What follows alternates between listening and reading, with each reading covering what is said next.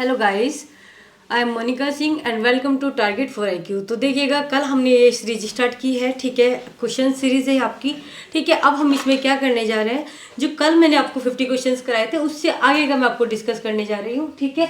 उससे आगे हम 50 तक कवर कर चुके थे एंड आज 51 से स्टार्ट करते हैं। ये IPC के मोस्ट इंपॉर्टेंट क्वेश्चन है, ठीक है। तो इनको देखेंगे एक एक करके कि क्या क्या दिया गया है। आपको भी क्या करना है, पेन कॉपी साथ में लेकर रहनी है और उसमें जो भी क्वेश्चन है उसके नंबर के आगे क्या लिखना है, आपको अपना आंसर लिखना है, ठीक है। और आंसर के बाद जितने भी आपके सही होंगे आप उसको कमेंट बॉक्स में जरूर लिखेंगे, ठीक है। इससे आपको पता रहेगा कि आप इसमें कितना अच्छे से परफॉर्म कर पा रहे हैं, ठीक है। तो अब नेक्स्ट स्टार्ट करते हैं। आपका ये क्वेश्चन है 51, ठीक है। आज का फर्स्ट क्वेश्चन है और ये वैसे आपका 51 है। तो देखिएगा, इसमें बात की गई है सेक्शन 65 को लेकर के, IPC के सेक्शन 65 को लेकर के इसमें बात की गई है। देखेंगे यहाँ पे कि जो सेक्शन 65 है IPC का, sentence of imprisonment for non payment of fine shall be limited to. इसमें बात की गई है 65 जो बात करते हैं कि जो इम्प्रिजनमेंट दी गई है नॉन पेमेंट ऑफ फाइन को लेकर के, ठीक है। पेमेंट का फाइन नहीं हुआ उसको लेकर के, तो कितनी सजा होगी उसके बारे में बात करेंगे। अगर देखिएगा, ध्यान से देखने आपको सारे ऑप्शंस क्या क्या दिया गया है। देखिए, तो इसमें 1/3 भी है, 1/4 भी है, 1/2 भी है एंड 1/5 भी है। आपको आंसर करने हैं इसमें। देखिएगा यहाँ पर क्या बात आती है कि इसमें क्या करेक्ट आंसर होगा। तो इसका मोस्ट इम्पोर्टेंट बहुत ज्यादा क्वेश्चन बनने वाला है ये आपका, जो इसमें आता है आंसर 1/4। कितनी होगी सजा यहाँ पर, अगर 65 में इम्प्रिजनमेंट दी जा रही है for non payment of fine, तो उसकी पनिशमेंट कितनी होगी, 1/4 ऑफ द मैक्सिमम। वर्ड क्या लिखा है यहाँ पर, maximum term imprisonment fix for the offence. जो मैक्सिमम होगा ना, कोई भी ऑफेंस है उसका जो मैक्सिमम पनिशमेंट होगी, ठीक है, उसका 1/4 दिया जाएगा। कितना दिया जाएगा, उसका 1/4 दिया जाएगा। नेक्स्ट बात करेंगे 51 से 51 आपका हो चुका है। 52 में बात है आपकी कि which section of IPC provide imprisonment for non payment of fine, ठीक है। जब सिर्फ ऑफेंस पनिशेबल होगा किससे, आपका फाइन से, ठीक है।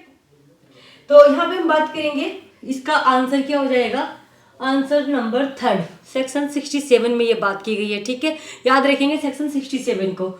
उसके बाद हम बात करते हैं कि देखिएगा, अभी हमने बात की है कि कोई अगर ऑफेंस है, एक सेकंड बात करेंगे हम यहाँ पर, इन case of offence punishable with fine only. अगर कोई ऑफेंस पनिशेबल है किससे, सिर्फ फाइन से, तो तब इम्प्रिजनमेंट कैसी होगी for non payment of fine. तो हम यहाँ पर बात करेंगे कैसी होगी, सिंपल होगी, ठीक है। तो इसका आंसर हो जाएगा सेकंड सही। कैसी होगी आपकी imprisonment for non payment of fine की, सिंपल होती है, ठीक है। सिंपल और रिग्रेस ये बात आती है तो सिंपल ही होगी, रिग्रेस ये सिंपल वाला ऑप्शन भी नहीं होगा, ना ही रिग्रेस वाला होगा, ओनली सिंपल, ठीक है। और ना ही ये पार्टली रिग्रेस और पार्टली सिंपल, ऐसा भी नहीं होगा। नेक्स्ट देखेंगे आपका 53 के बाद क्वेश्चन नंबर 54 में पूछा गया है आपका क्या, ये बात करता है कि आपका IPC के किस सेक्शन में सोलिटरी कन्फाइनमेंट प्रोवाइडेड है, ठीक है। 54 में बात करेंगे कि किस सेक्शन में आपका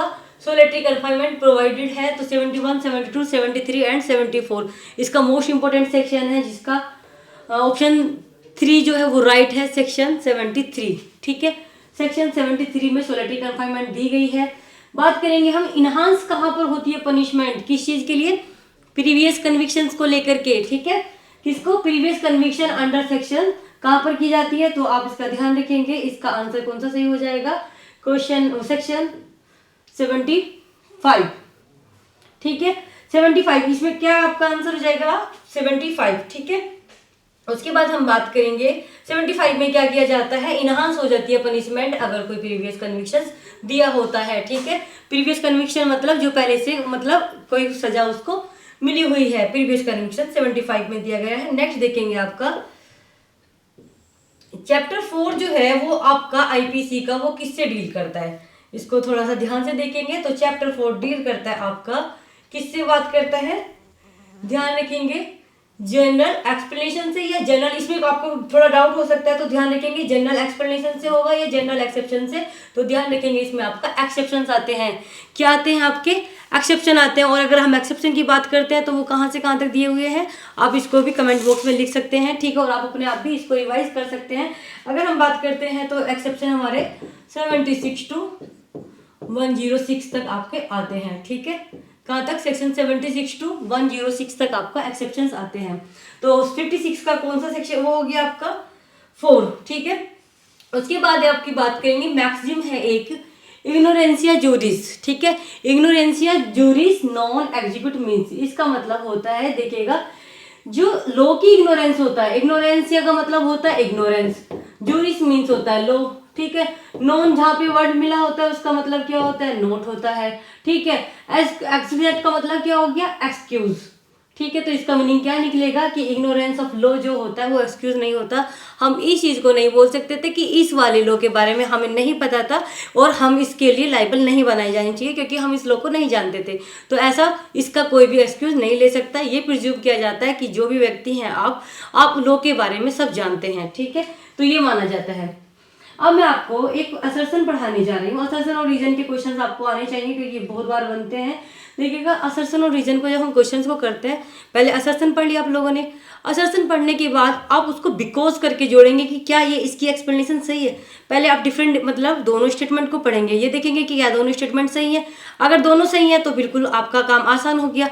फिर उसको आप एक और चीज देखेंगे कि क्या ये उसी के बारे में बात कर रहा है जो ऊपर बात की गई है, क्या वो उसी को एक्सप्लेन कर रहा है। तो उस वजह से हम इसको बिकॉज करके ऐड कर देते कि क्या वास्तव में ये इसको एक्सप्लेन कर रहा है या नहीं कर रहा है। अगर कर रहा है तो उसकी एक्सप्लेनेशन भी सही हो जाती है। तो इसी को देखेंगे हम यहाँ पर। असर्शन है यहाँ पर, क्या है असर्शन, देखिएगा कि a soldier fires on a move. एक सोल्जर होता है जो मूव पर फायर करता है, उसको ऑर्डर देता है कौन, उसका अपना सुपीरियर ऑफिसर। कौन दे रहा है ऑर्डर, वहां पर सुपीरियर ऑफिसर उसका ऑर्डर दे रहा है यहाँ पर, ठीक है। In conformity with the commands of law A is committed no offence, ठीक है। पहला असर्शन ये है कि भाई एक सोल्जर है, उसके मालिक ने उसको क्या दिया है, ऑर्डर दिया है मोब पर फायर करने के लिए, ठीक है। और वो भी कैसा करता है, उस लॉ को, जो भी उसको ऑर्डर दिया गया, कमांड दी गई है, वो उसको फॉलो करता है। और वो एक तरीके से क्या कर देता है, कमांड करने के बाद ये माना जाएगा कि क्या उसने कोई ऑफेंस किया या नहीं किया, तो उसने बोला नो ऑफेंस। तो हम यह बात करेंगे कि क्या असर्शन सही है या नहीं, उसके बाद देखेंगे। अभी पहले रीजन देखते हैं। बात आती है कि nothing is an offence which is done by a person who is bound by law to do. ये बात करता है कि अगर कोई व्यक्ति ऐसा कोई काम करता है जो बाउंड बाय लॉ है तो वो ऑफेंस की कैटेगरी में नहीं आता है, ठीक है। ये वाली बात हो गई। हम देखेंगे आगे ये कौन सा सेक्शन की बात करता है। तो इसमें सेक्शन हमारा 76 आता है और 76 का ही पहला इलस्ट्रेशन है ये आपका, ठीक है। तो हम इसमें क्या देखेंगे आपका, एक सेकेंड, यहाँ पे बात करेंगे कि क्या दोनों स्टेटमेंट सही है या गलत है, ठीक है। उसी के हिसाब से हम यहाँ पे देखने जा रहे हैं और इसके आंसर के बारे में बात करेंगे।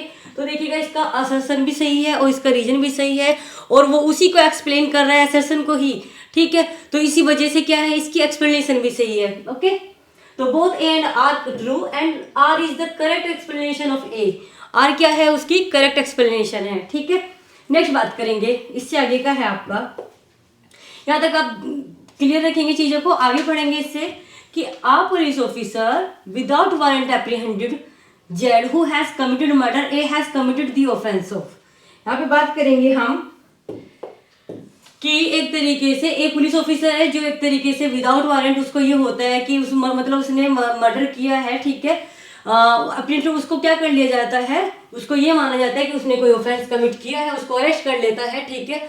अरेस्ट कर लेता है यहाँ पर। तो ये है कि क्या उसने कोई ऑफेंस किया है, तो इसका आंसर आ जाएगा नो। ना तो कन्फाइनमेंट किया है ना रेस्ट्रेंट किया है, उसने कोई भी ऑफेंस कमिट नहीं किया है। यहाँ तक क्लियर हुआ आपको। नेक्स्ट आगे देखेंगे, देखिएगा जो ये नेक्स्ट क्वेश्चन आ रहा है ये आपके लिए मोस्ट इंपोर्टेंट है, इसमें बहुत बार क्वेश्चन बना हुआ है, हैंगमैन से रिलेटेड है। ये आपका पूछा जाता है आपका कि जो हैंगमैन से रिलेटेड कौन सा सेक्शन आता है, तो ध्यान रखेंगे आपका बहुत ज्यादा बार बनने वाला क्वेश्चन 78, ठीक है।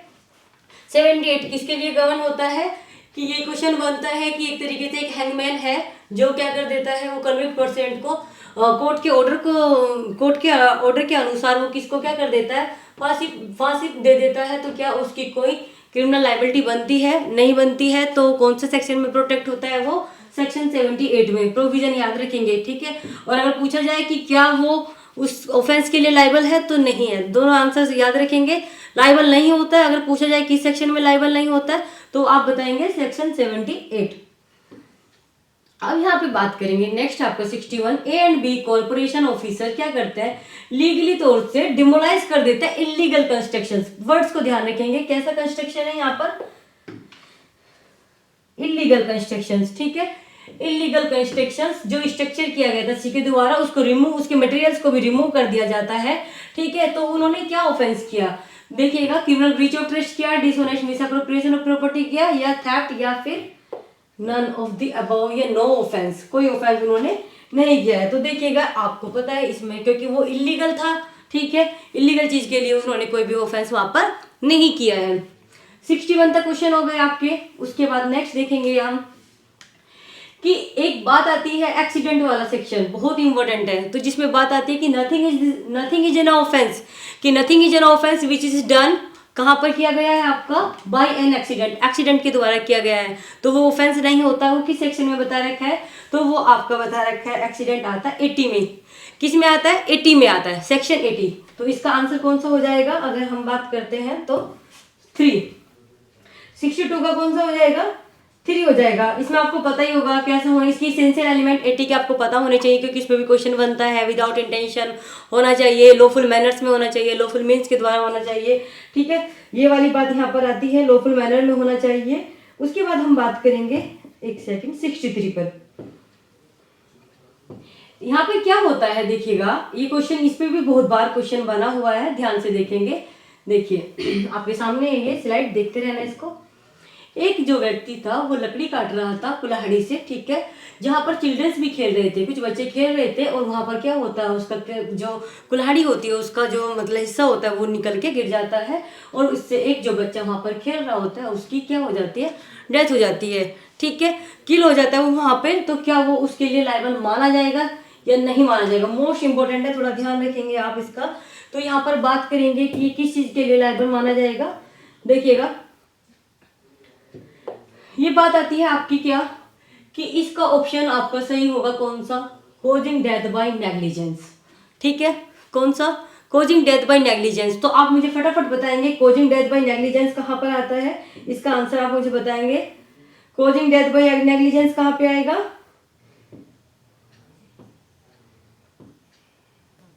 63 हो गया। 60 हम बात करेंगे यहाँ पर कॉजिंग डेथ बाय नेग्लिजेंस को लेकर के। तो अभी मैंने आपको बताया कहां पर आएगा, जल्दी से बताएंगे, 304 के ए में आएगा, ठीक है, causing death by negligence. Next बात करेंगे, ए जो होता है वो काम कर रहा होता है, ठीक है, एक तरीके से क्या हैसे कर रहा होता है आपका, the head flies off and kills a man who is standing nearby, no want of proper question on the part of ए।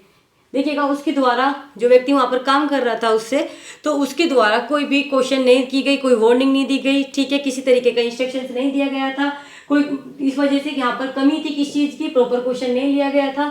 तो उसका एक्ट किस में माना जाएगा, वो किस चीज के लिए लाइबल होगा। तो हम बात करेंगे यहाँ पर, ध्यान से देखेंगे,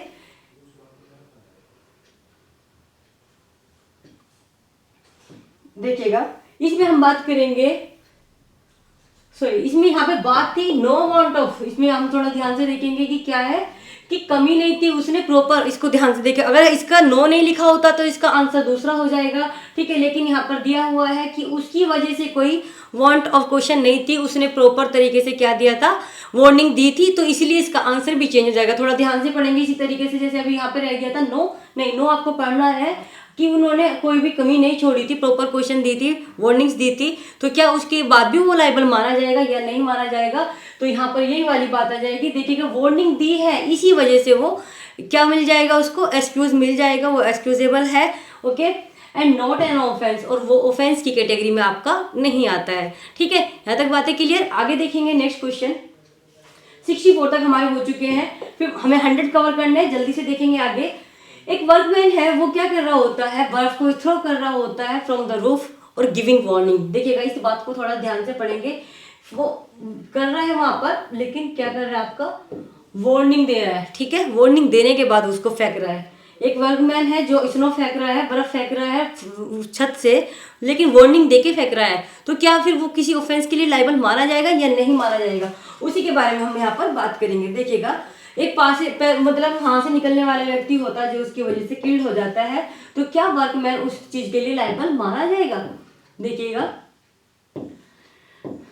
पहला है गिल्टी ऑफ मर्डर, मर्डर के लिए माना जाएगा, ठीक है, और या फिर आपका या फिर आपका कल्पेबल होमिसाइड के लिए या कॉजिंग डेथ बाय नेग्लिजेंस के लिए या फिर वो किसी चीज के लिए भी लायबल नहीं माना जाएगा। तो इसका आंसर 4 हो जाएगा, नॉट गिल्टी सिंस डेथ, एक तरीके से क्योंकि उसने वार्निंग भी दी थी, इसके लिए वो वहां पर लायबल नहीं माना जा रहा है क्योंकि वो अपना गुड फेथ में उस काम को कर रहा है, उसकी कोई इंटेंशन ऐसा कोई एक्ट करने की नहीं है। ठीक है, तो आगे देखेंगे, यहाँ तक चीजें हमारी क्लियर हुई। Necessity most important, section 81 necessity का रूल अप्लाई होता है वहां पर। देखिएगा ये क्या बात करता है कि necessity as a defence can not be claimed when the act has been done, कि नेसेसिटी आप कब क्लेम नहीं कर सकते हो, सिंपल सी बात है, गुड फेथ में है तो आप क्लेम कर सकते हैं। ठीक है, अगर विदाउट क्रिमिनल इंटेंशन है तो भी कर सकते हैं, क्योंकि अगर क्रिमिनल इंटेंशन होगी तो वहां पर नेसेसिटी का रूल अप्लाई नहीं होता है। ठीक है, with inherent risk of causing harm, या फिर एक तरीके से for the avoiding other greater harm. तो इसका अगर हम बात करते हैं, 18 नेसेसिटी का रूल अप्लाई वहीं पर होता है एक तरीके से कि जहां पर ग्रेटर हार्म अप्लाई हो, मतलब अवॉइड करने के लिए, ग्रेटर हार्म को रोकने के लिए आप क्या करते हैं, छोटा हार्म कमिट करते हैं। इसमें तीनों सही है, लेकिन गलत कौन सा नहीं, कौन सा आएगा यहाँ पर, with an inherent risk of causing harm. ठीक है, तो इसका आंसर हो जाएगा 3, ये तीनों इसमें अप्लाई होते हैं, 1 2 3, 1 2 4 इस पर अप्लाई होता है, लेकिन 3 अप्लाई नहीं होता है, इसीलिए यहाँ पर ये क्लेम नहीं कर सकते, क्योंकि आंसर में पूछा गया है, क्वेश्चन में पूछा गया है कि कैन नॉट, नहीं ले सकते, उसका क्लेम नहीं कर सकते। तो किसका नहीं ले सकते, inherent risk of causing harm. ठीक है, तो ये तीनों चीज तो अप्लाई होती है यहाँ पर, लेकिन ये थर्ड वाला जो प्रोविजन है ये अप्लाई नहीं होता, इसीलिए इसका आंसर हो जाएगा with inherent risk of causing harm. ठीक है, तो इसका आंसर क्या हो गया, थर्ड। ठीक है, ये वाला हो जाएगा। नेक्स्ट बात करेंगे हम, सॉरी, इसका एक केस आता है आर वर्सेस डुनले एंड स्टीफन का। ठीक है, किस पर, 81 पर आता है, इसका ये लीडिंग केस है।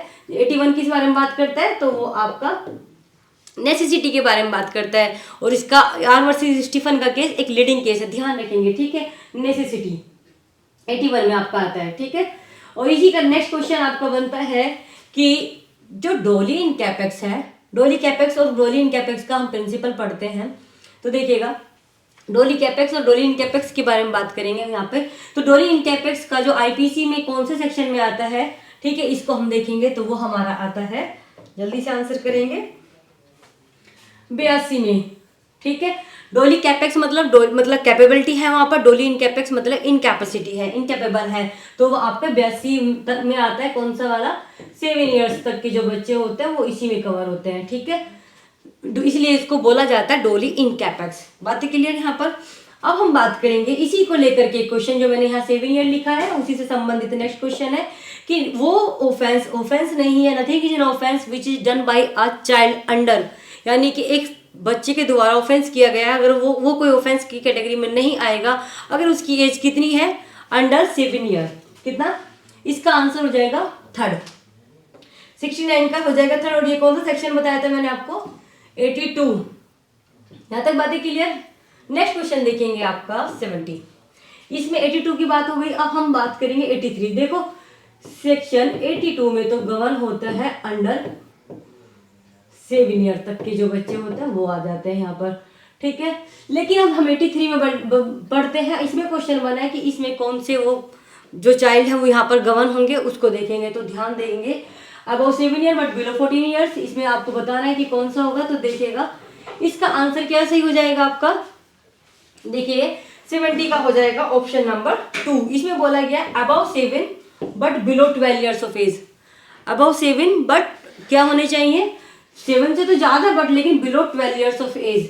ठीक है, इसमें क्या देखी जाती है, मैच्योरिटी देखी जाती है बच्चे की। ठीक है, 7 ईयर्स तक तो एब्सोल्यूट प्रिविलेज है। ठीक है, वहाँ पार्शियल प्रिविलेज नहीं है, एब्सोल्यूट मतलब पूर्ण रूप से है। लेकिन 83 में आपका पार्शियली प्रिविलेजेस मिलता है, और इसमें ये देखा जाता है कि बच्चे की मेंटल कैपेसिटी कैसी है, उस सर्कमस्टांसेस को जानता है या नहीं जानता है, उसके बारे में बात की गई है। ठीक है, यहाँ पर पूर्ण रूप से नहीं है, एब्सोल्यूट वो नहीं दिया गया, एब्सोल्यूट प्रिविलेज नहीं दिया गया, पार्शियली दिया गया है।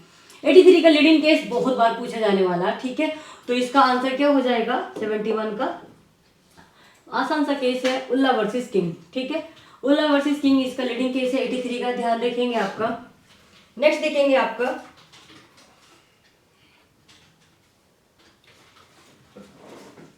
नेक्स्ट क्वेश्चन है आपका, असर्शन आ गया यहाँ पर, a boy age 9 year intentionally kill B. ठीक है, लव वर्सेस किंग हो गया, यहाँ पर से हमने बात कर ली। नेक्स्ट देखेंगे, एक जो होता है, एक लड़का होता है 9 इयर्स का होता है, वो इंटेंशनली किल कर देता है किसको, बी को। ठीक है, अब यहाँ पर A is liable to be convicted. अब यहाँ पर ए जो होगा वो लाइबल होगा कन्विक्शन के लिए। ठीक है, ध्यान से देखना असर्शन और रीजन, वही जो कंसेप्ट अभी समझाया वही अप्लाई करना है यहाँ पे। ठीक है, a child up to the age of 12 year is immune from criminal liability. अब हम यहाँ पे देखेंगे जो ये स्टेटमेंट है, क्या दोनों सही है या दोनों गलत है, या एक सही है या एक गलत है, इसके बारे में देखते हैं।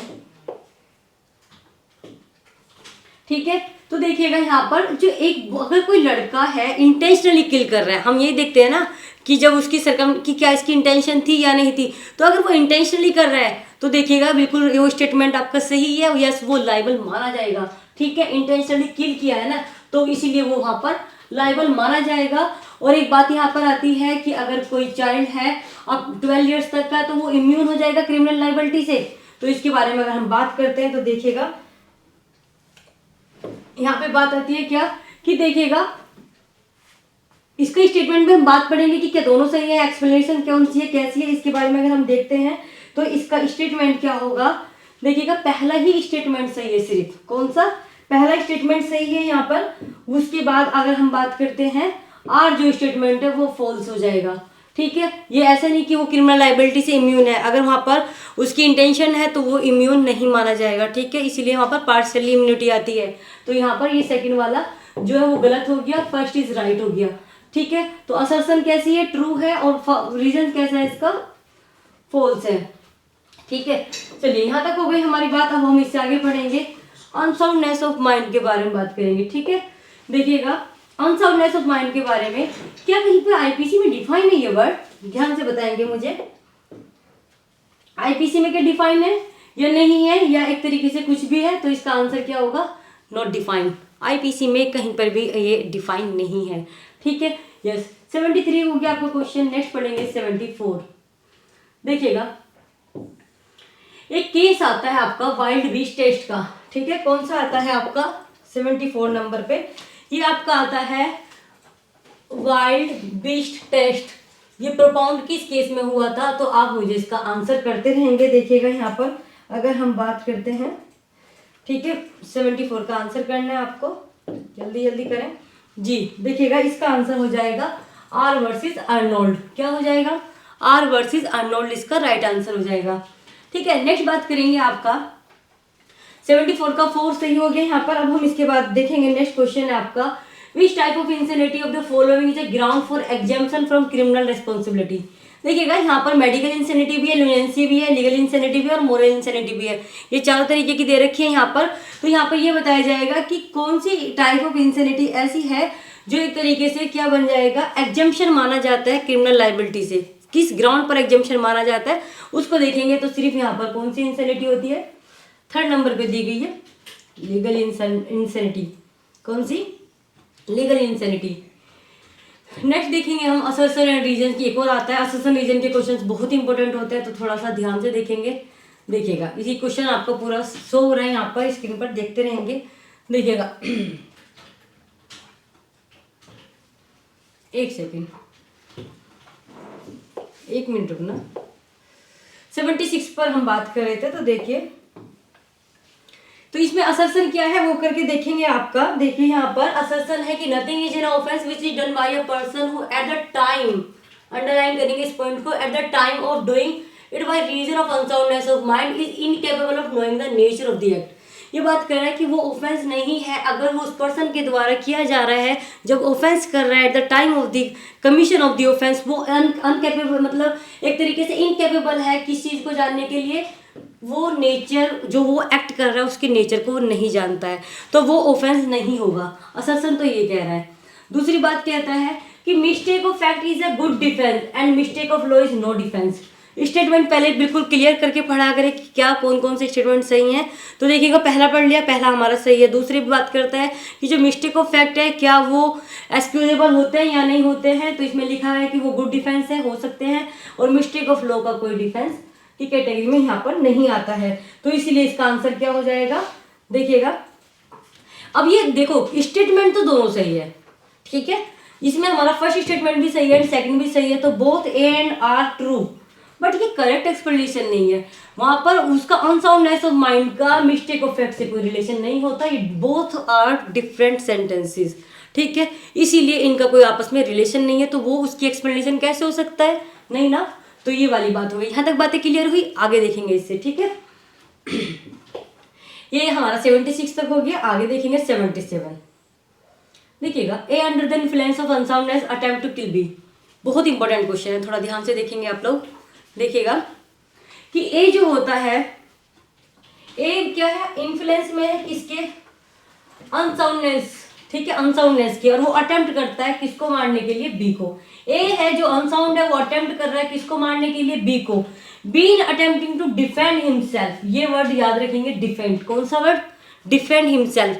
अब ए ने उस पर अटेम्प्ट किया, वो अनसाउंड है, लेकिन जिस पर किया जा रहा है, क्या वो उसके मतलब जो उस पर वार कर रहा है उसको आराम से कोई डिफेंस नहीं कर सकता, क्या उससे जो वो कर रहेगा उसको करने देगा या नहीं। तो इसी के लिए यहाँ पर वो क्या करता है, अपना डिफेंड करता है, और डिफेंड का प्रोविजन अभी मैं बताऊंगी कहाँ पे दिया गया है। डिफेंड हिमसेल्फ कोज ग्रीवियस हर्ट, देखिए ऐसे नहीं उसको वो ग्रीवियस हर्ट कर रहा है बी, ए को, बस बी तब कर रहा है जब वो अपने आप को डिफेंड कर रहा है, ठीक है। तो अब यहाँ पर इसी के बारे में बात करेंगे कि अगर उसने अपने आप को डिफेंड करते हुए ए को ग्रीवियस हर्ट कमिट कर दिया, तो क्या वो उसके लिए लायबल माना जाएगा या नहीं माना जाएगा। तो इसी का आंसर देखेंगे, एक सेकंड देखिएगा, 77 का हमारा आंसर क्या हो जाएगा। पहले ऑप्शंस पढ़ते हैं। पहला ऑप्शन आपका हो जाएगा कि ए इज, एक तरीके से क्या हो जाएगा, A is liable for attempt to, ठीक है, या ए मतलब अटेम्प्ट के लिए liable, and B is liable for causing, यहाँ पे माना जाएगा हर्ट के लिए या नहीं। अब commits no offence and B is liable for grievous hurt. अगर हम बात करते हैं तो देखेंगे आपका इसका आंसर जो हो जाएगा, इसका आंसर होगा यहाँ पर 4। इसका आंसर देखेंगे 4 क्यों होगा, देखिएगा, both 1 and 2 are excuse from the liability, जो दोनों ही हैं वो दोनों ही क्या है यहाँ पर से आपका मतलब एग्जेम्प्ट किए गए हैं, किससे, लाइबिलिटी से, ठीक है। क्यों किए गए हैं, क्योंकि हम एक दो इसमें आपको मैं सेक्शन बता देती हूँ, अभी बोल रही थी मैं कौन कौन से सेक्शन कवर होंगे यहाँ पर। 84 में तो किसको दिया हुआ है आपका, प्रोटेक्शन अनसाउंडनेस माइंड वाले व्यक्ति को, ठीक है। और उसके बाद प्राइवेट डिफेंस का राइट कहाँ पर दिया गया है, तो वो है आपका 98 में किसको दिया हुआ है, राइट टू डिफेंस अगेंस्ट किसके, राइट टू डिफेंस है अगेंस्ट अनसाउंडनेस माइंड वाले पर्सन को, ठीक है, जो अनसाउंडनेस है उसके अगेंस्ट यहाँ पर राइट टू डिफेंस दिया गया है। तो वो तो अनसाउंडनेस की वजह से वो हो रहा है डिफेंड, और यहाँ पर वो उसके पास क्या है, बी जो है उसके पास राइट टू डिफेंड है किसके, अगेंस्ट अनसाउंड माइंड। तो इसीलिए यहाँ पर दोनों को ही क्या किया गया है, डिफेंड किया गया है, दोनों ही लायबल नहीं माने जाएंगे। ओके, बातें क्लियर यहाँ तक, आगे देखेंगे। एम नॉक्टर्न रूल का बहुत इंपॉर्टेंट है ये नॉक्टर्न केस, ठीक है। ये किससे रिलेटेड है, ये बहुत इंपॉर्टेंट है, बहुत बार बनता भी है, तो आपको पता ही होगा। देखेंगे यहाँ पर जी 84, ये तो सबको पता ही रहता है किससे रिलेटेड है आपका, 84 से, ठीक है। एम नॉक्टर्न का किससे संबंधित हो गया आपका, ये 84 से हो गया, ठीक है। नेक्स्ट देखेंगे आपका, एक सेकेंड देखिएगा, नेक्स्ट आपका क्वेश्चन बनता है कि which section of the Indian penal code deals with the defence of involuntarily. देखिएगा, इंटॉक्सिकेशन दो तरीके के बता रखे, एक वॉलेंटरली एक इनवॉलेंटरली, दोनों ही चीजें पढ़ेंगे। तो इनवॉलेंटरी किस में आता है, तो ये आपका आ जाता है किसमें, जल्दी जल्दी आंसर आप भी लोग करते रहे जल्दी जल्दी से, ठीक है। तो ये आपका हो जाएगा कौन सा, 85 में कौन सा इंटॉक्सिकेशन आता है, इनवॉलेंटरली यानी कि अपनी मर्जी के बिना। वॉलेंटरली होता है स्वैच्छिक अपनी इच्छा के साथ, इनवॉलेंटरी होता है जो आपका क्या होता है, बिना उसकी नॉलेज के और एक बिना उसकी कंसेंट के जो किया जाता है, ठीक है। ये हो गया इनवॉलेंटरली। अब हम नेक्स्ट पढ़ेंगे आपका कि इसमें कौन सा केस रिलेटेड है आपका इंटॉक्सिकेशन से, बहुत इंपॉर्टेंट है, याद रखेंगे। तो इसमें डीपीपी वर्सेस बीएड, ये बोर्ड नहीं बीएड है, ठीक है। DPP versus director public prosecutors जो है आपका बीएड, ठीक है, यहाँ पर ये आ जाएगा, ठीक है। ये इसका रिलेटेड केस है, इंटॉक्सिकेशन का लीडिंग केस है। नेक्स्ट पढ़ेंगे हम, देखो इनवॉलेंटरली बता दिया, अब वॉलेंटरली कहाँ पर आता है, तो ध्यान रखेंगे ये आपका आता है सेक्शन 86 में। वॉलेंटरली कहाँ पर आएगा, 86 में, ऑप्शन नंबर 3 इज राइट, ठीक है। सेक्शन 86 में आपका वॉलेंटरी इंटॉक्सिकेशन आता है, ठीक है। नेक्स्ट देखेंगे आपका, अब यहाँ पे हमें क्या करना है, 81 के बाद 82 में पढ़ेंगे, कुछ लिस्ट मैच करनी है, किससे किससे है इसको देखेंगे ध्यान से, देखिएगा। एक सेकंड, पूरी लिस्ट लगा देती हूँ स्लाइड, जो आपको भी दिख जाए अच्छे से, ठीक है। इसको देखेंगे, देखिएगा। बात आती है आपका, पहला है आपका एक्ट टू जज व्हेन एक्टिंग जुडिशियरी, जब वो जज एक्टिंग जुडिशियरी कर रहा है वो, ठीक है। तो वो कौन सा सेक्शन में कवर होता है आपका, एक एक चीज आप ध्यान रखेंगे। जज हमारा प्रोटेक्ट होता है किस सेक्शन में, 77 में। एक्सीडेंट अभी पढ़ा के आ चुकी हूँ, और वो लॉफुल एक्ट है, वो एक्सीडेंट कहाँ पर कवर होगा, 80 में होगा, ठीक है। 7 ईयर्स वाले एज यानी डोली इन कैपेक्स वाले हमारा कहाँ पर आता है, तो डोली इन कैपेक्स से 7 ईयर्स का हमारा आ जाएगा, अभी पढ़ा के आई हूँ 82 में। और अनसाउंडनेस ऑफ माइंड वाला एक्ट कहाँ पर आता है, तो ये हमारा आता है सेक्शन 84 में। ये सारे आपके सामने मैं बना दिए, इन कोड को अब लिंक कर लेंगे, इसको देख लेंगे कहाँ से कौन सा कवर होता है, वो मैं आपको बता चुकी हूँ, ठीक है। तो हम बात करेंगे यहाँ पर, हमारा हो गया 82 तक हो गया। 82 में हमारा ये 2 से ही हो जाएगा, 3 4 3 2 1, ठीक है। 82 का 83 पढ़ेंगे हम next. Which one of the following case does not relate to intoxication, देखिएगा यहाँ पे एक क्वेश्चन आता है कि कौन सा आपका इंटॉक्सिकेशन से रिलेटेड नहीं है, ठीक है। इसके बारे में पढ़ेंगे। तो ये आपका इंटॉक्सिकेशन अभी बताया ना, ये आर वर्सी मैक्टन का केस नहीं है, डीपीवी बियर्ड का भी आता है, वासुदेव का भी आता है, और आर वर्सेस टेंडी का भी इंटॉक्सिकेशन से आता है, ठीक है। अनसाउंडनेस ऑफ माइंड से आपका एमनाक्टन वाला केस हो जाएगा। यहाँ तक बातें क्लियर हुई, ठीक है।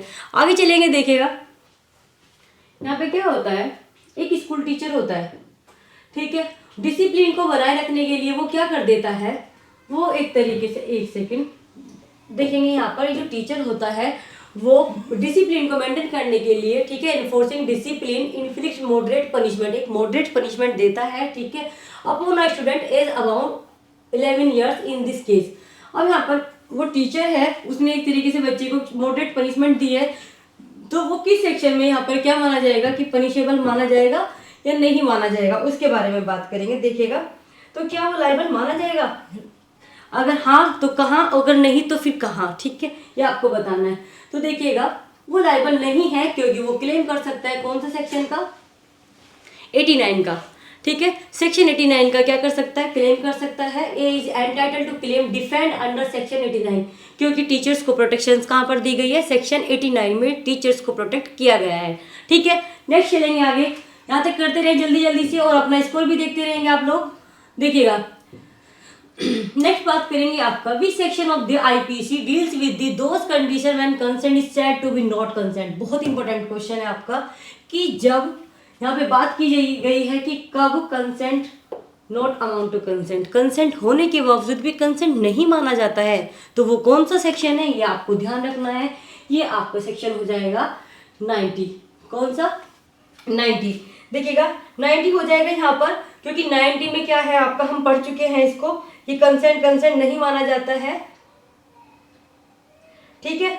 कब नहीं माना जाता, ये आपको बहुत अच्छे से ध्यान रखना है, छोटी छोटी चीजें इसमें आती है, ठीक है। Consent is said to be not to consent, उनको कंसेंट नहीं माना जाता है। 85 का 2 इसका करेक्ट आंसर है। 86 के बारे में पढ़ेंगे, देखिएगा 86 के बारे में पढ़ेंगे कि आईपीसी में क्या है आपका, defence of consent is not available in case of, देखिएगा बात की गई है यहाँ पर कि कंसेंट एक डिफेंस होता है। आपको पता है कि हाँ, कंसेंट को भी हम क्या मानते हैं, डिफेंस मानते हैं, लेकिन कब उसको डिफेंस की कैटेगरी में नहीं लाते हैं, अगर कंसेंट दी गई है किस चीज को लेकर के, डेथ को, कंसेंट टू कोज डेथ, तो भी नहीं मानते हैं। और अगर हम बात करें next, consent to cause grievous hurt, तो क्या ग्रीवियस हर्ट के लिए कंसेंट मानी जाती है, तो देखिएगा इन दोनों केस में आपका क्या है, यहाँ पर कंसेंट को कंसेंट नहीं माना जाता है, ठीक है, ठीक है। कंसेंट होने के बावजूद भी कंसेंट ट्रीट नहीं किया जाता है, ना डेथ वाले मैटर में, ना ही ग्रीवियस हर्ट के। 87 में बात करेंगे, in which section of IPC words में क्या है आपका, good faith has not been use, ये बहुत इंपॉर्टेंट है, इसमें भी बनता है आपका क्वेश्चन 87 पे, देखिएगा कि कहाँ पर गुड फेथ वर्ड यूज आपका नहीं है, तो ये आपका कहाँ पर है, सेक्शन 90, जिसके बारे में मैं आपको बता रही थी अभी, वहां पर क्या नहीं है आपका, गुड फेथ वर्ड यूज नहीं किया गया है, ठीक है। अदरवाइज और जो भी हम सेक्शंस पढ़ते हैं उनमें गुड फेथ वर्ड यूज होता है। नेक्स्ट पढ़ेंगे act causing slight harm is, अगर कोई स्लाइट हार्म होती है तो क्या वो ऑफेंस की कैटेगरी में आता है या नहीं आता है, उसी को देखेंगे। तो देखिएगा act causing slight harm is no offence, ठीक है। एक तरीके से क्या है वहां पर वो ऑफेंस की कैटेगरी में नहीं आता है। No offence if that harm is so slight, वैसे नहीं, जनरली नहीं, नो ऑफेंस। अब क्या देखिए कब नहीं होता, जब वो इतना स्लाइट होता है, that harm is so slight that no person of ordinary sense में and temper would complain of such harm. देखिएगा एक छोटा सा हम बात करते हैं यहाँ पर, अगर कोई ऐसा हार्म हुआ है जिसकी कोई जनरली कंप्लेंट नहीं करता है, ठीक है, स्लाइट हार्म, तो उसके लिए क्या माना जाता है, उसके लिए माना जाता है कि वो कोई ऑफेंस की कैटेगरी में नहीं आता है। बातें क्लियर यहाँ तक। नेक्स्ट देखेंगे आपका 88 हो गया। क्वेश्चन नंबर 89 पे चलते हैं। Every person has right to private defence. देखिएगा बहुत इंपॉर्टेंट क्वेश्चन है, बिल्कुल हम बात करेंगे कि जो एवरी पर्सन होते हैं उसके पास क्या राइट होता है, उसके पास होता है राइट टू डिफेंस, अपना डिफेंस करने का राइट होता है। तो देखिएगा अपनी बॉडी और प्रॉपर्टी या अपनी body own and property and the body of any other person. तो देखिएगा यहाँ पर क्या होता है, मैं इसको आपको पूरा बता देती हूँ, इसका जो आंसर होगा। तो देखिएगा हमारा राइट है पहले तो अपनी बॉडी को प्रोटेक्ट करना, यानी राइट टू प्राइवेट डिफेंस अपनी बॉडी के लिए, दूसरी की बॉडी के लिए भी है। उसी प्रकार से प्रॉपर्टी के लिए भी, अपनी प्रॉपर्टी के लिए भी है और दूसरे की प्रॉपर्टी के लिए भी राइट टू प्राइवेट डिफेंस दिया गया है। बातें क्लियर। देखिएगा तो हम बात करते हैं यहाँ पर 89 का, इसमें 4 सही हो जाएगा, ठीक है। On body and property and उसके बाद क्या है आपका, बॉडी भी और प्रॉपर्टी भी दोनों आ जाती हैं, ठीक है। Body and property of any other person, तो दोनों चीजें कवर होती हैं। आगे देखेंगे 90। चलिए अब हम बात करेंगे 90 पे। 90 बात करता है कि right of private defence is not available. जो राइट ऑफ प्राइवेट डिफेंस है, ठीक है, वो अवेलेबल नहीं है, उसके बारे में देखिएगा। अगेंस्ट इंसेन के अगेंस्ट अ चाइल्ड या where there is a time to record the public authorities या ऑल ऑफ द अबव, इसमें आंसर आता है। देखिएगा अगेंस्ट द इंसेन अवेलेबल है, चाइल्ड के भी है, लेकिन अगर आपके पास पब्लिक अथॉरिटी तक रिकॉर्ड्स करने का टाइम था, पहुंच करने का टाइम था, तो तब आप right to private defence use नहीं करेंगे। अगर आपके सामने ऐसी अपॉर्चुनिटी आती है तो आप पहले उसको क्या करेंगे, उसको फुलफिल करेंगे, यानी कि पब्लिक अथॉरिटी तक अपना पहुंच बनाएंगे।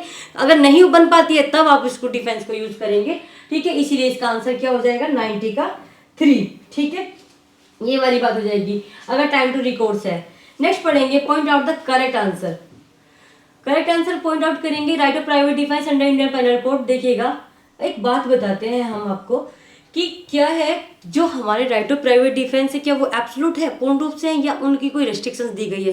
तो देखिएगा क्या है, रेस्ट्रिक्शंस दी गई हैं, ठीक है। रेस्ट्रिक्शंस कौन से सेक्शन में दी गई हैं, तो वो आपके सेक्शन 99 में दी गई है। तो जब भी कोई राइट ऑफ प्राइवेट डिफेंस को क्या करेगा, यूज करेगा, तो वो कौन से सेक्शंस के अंडर सब्जेक्शन रहते हुए करेगा, तो वो है आपका अंडर सेक्शन 99 की रिस्ट्रिक्शंस, ठीक है। जो 99 में रिस्ट्रिक्शंस बताई गई हैं, तो 91 का अगर हम आंसर की बात करते हैं तो वो हो जाएगा आपका 2, subject to restrictions given under section 99। बातें क्लियर हो गई यहाँ तक। आगे देखेंगे आपका 99 की रिस्ट्रिक्शंस हो गई, 92 में बात करेंगे। देखिए क्या है आपका, अगर हम बात करते हैं क्या कि which section of IPC contain the provision causing death in private defence of body. देखिएगा आप अपनी बॉडी को प्रोटेक्ट करने के लिए, ठीक है, बॉडी को प्रोटेक्ट करने के लिए किसी की डेथ भी कमिट कर सकते हैं। वो 7 ग्राउंड्स बता रखे हैं, कहाँ पे बता रखे हैं, तो वो सेक्शन आपका कौन सा हो जाएगा, 100। कौन सा सेक्शन हो जाएगा, 100 में ग्राउंड्स बता रखे हैं कि आप अपने प्राइवेट डिफेंस में किसी की मृत्यु भी कारित कर सकते हैं। नेक्स्ट देखेंगे आगे 93 में under IPC subject to restriction laid down 99 in case of assault causing reasonable apprehension of death और ग्रीवियस हर्ट, ठीक है। The right of private defence extend to voluntarily causing hurt, voluntarily causing of, इसके बारे में बात करेंगे हम।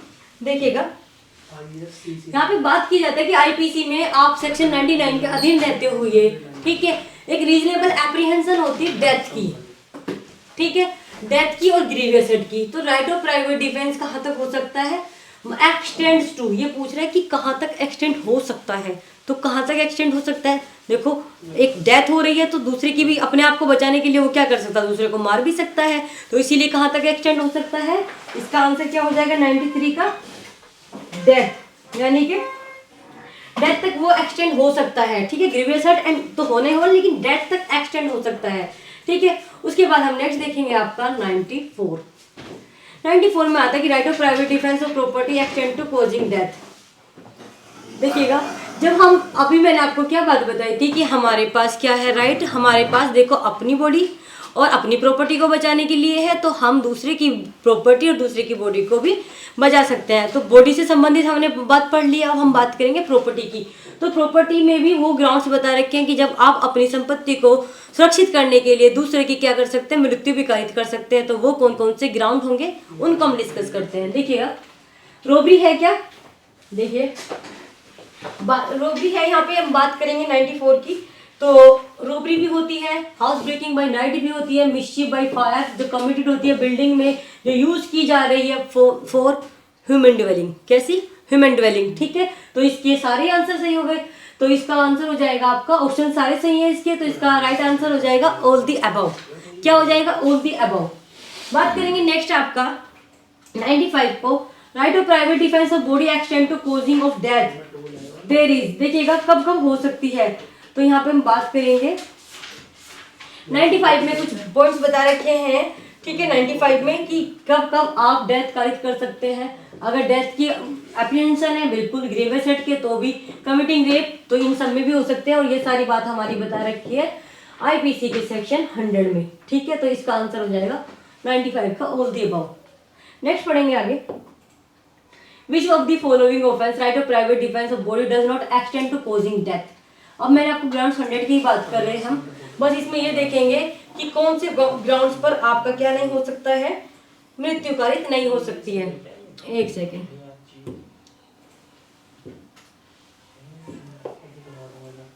मृत्यु कारित हो सकती है, तो देखेंगे यहाँ पर। तो इसमें आपका क्या है, देखिएगा रेप में हो सकती है, अगर हम बात करते हैं तो रेप में हो सकती है, अननेचुरल रेस्ट में हो सकती है, ठीक है, कॉजिंग मिसकैरेज में और किडनैपिंग में हो सकती है, लेकिन मिसकैरेज में नहीं होती है, ठीक है। किडनैपिंग में हो सकती है, अननेचुरल रेस्ट में हो सकती है और रेप में हो सकती है, बट कॉजिंग मिसकैरेज में नहीं हो सकती। इसीलिए इसका आंसर क्या हो जाएगा, इसका आंसर हो जाएगा थर्ड, ठीक है, थर्ड इज राइट। बात करेंगे right of private defence of property extend to voluntarily causing death और एनी अदर हार्म। देखिए डेथ और any other harm to wrong doer, this is provided in. बात करेंगे 97 में कि ये बात कहाँ पर प्रोवाइडेड है आपकी, तो देखिएगा 103 में कि जब आप किसी की डेथ तक कायद कर सकते हैं प्रॉपर्टी को बचाने के लिए, तो वो उसका राइट कहाँ पे दिया गया है आपका 103 में दिया गया है, ठीक है, आईपीसी में। अब हम एक लिस्ट मैच करने वाले हैं, ठीक है, 98 में दी गई है, देखेंगे।